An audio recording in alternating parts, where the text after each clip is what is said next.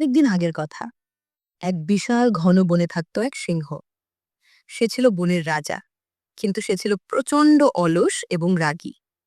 সে নিজে শিকার করতে চাইত না, তাই সে বনের সব পশুদের আদেশ দিল প্রতিদিন একজন করে পশু তার গুহায় গিয়ে তাকে খাবার হিসেবে ধরা দেবে। বনের পশুরা ভয়ে এই নিয়ম মেনে নিল। একদিন এক ছোট্ট চতুর খরগোশের পালা এলো, যার নাম ছিল নীলু। নীলু মোটেও মরতে চাইত না। সে সারা রাস্তা হাঁটতে হাঁটতে এক চমৎকার ফন্দি আটল। সে ইচ্ছে করেই সিংহের কাছে পৌঁছাতে অনেক দেরি করে ফেলল। সিংহ তখন পেটের খিদে কাঁপছিল। নীলুকে দেখে সে গর্জন করে বলল, এতটুকু এক চিমটি খাবার, তাও আবার এত দেরি করে কেন এলি? তোকে খেয়ে আজ আমি বনের সব পশুকে শেষ করে ফেলব। নীলু হাত জোর করে বিনয়ের সাথে বলল, মহারাজ, আমার কোনো দোষ নেই। আমি আসছিলাম ঠিক সময়ে, কিন্তু পথে অন্য এক বিশাল সিংহ আমাকে আটকে দিয়েছিল। সে দাবি করছে যে সেই নাকি এই বনের আসল রাজা। আমি অনেক কষ্টে প্রাণ হাতে নিয়ে আপনার কাছে খবর দিতে এসেছি। অহংকারী সিংহ রেগে আগুন হয়ে বলল, কি?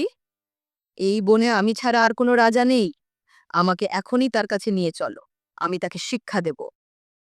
নীলু সিংহকে বনের মাঝখানে থাকা একটি পুরনো গভীর কুয়োর কাছে নিয়ে গেল।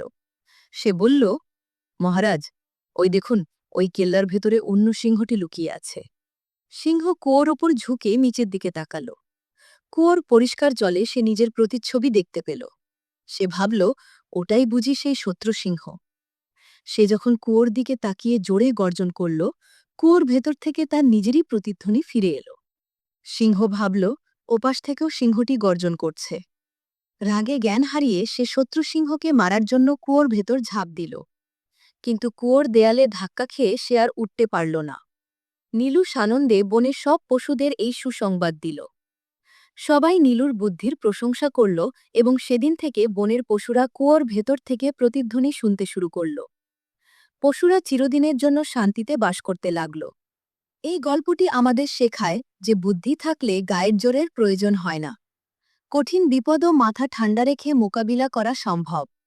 নীলু সিংহকে